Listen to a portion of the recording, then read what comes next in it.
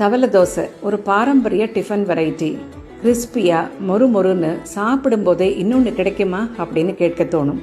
தவளை தோசையோட வெண்ணெயும் வெல்லமும் இல்லைன்னா சட்னியோடைய சர்வ் பண்ணி பாருங்க, ஆஹா அப்படின்னு சொல்ல தோணும். அந்த காலத்தில் வெங்கல தவளையில் இது பண்ணதுனால இந்த பேர். தவளை தோசை பண்ணுறதுக்கு 1 கப் ரா ரைஸ் நான் எடுத்துகிட்டு இருக்கேன். இதை மிக்சியில் அப்படியே ஃபைன் ரவையாக பவுடர் பண்ணி வச்சுக்கணும். இந்த மாதிரி ஃபைன் ரவையாக இருக்கணும்.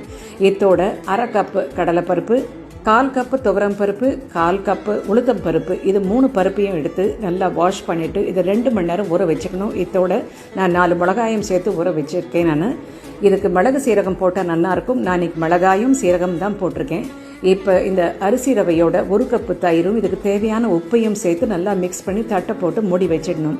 2 மணி நேரம் கழித்து பருப்பெல்லாம் ஊறினதுக்கு அப்புறமா இந்த பருப்பு, ஊறின அந்த மிளகாய், உப்பு, பெருங்காயம், சீரகம், மஞ்சப்பொடி, இது ஆப்ஷனல் தான். இது எல்லாத்தையும் போட்டு தண்ணி இல்லாமல் கெட்டியாக கொரன்னு அரைச்சி வச்சுக்கணும்.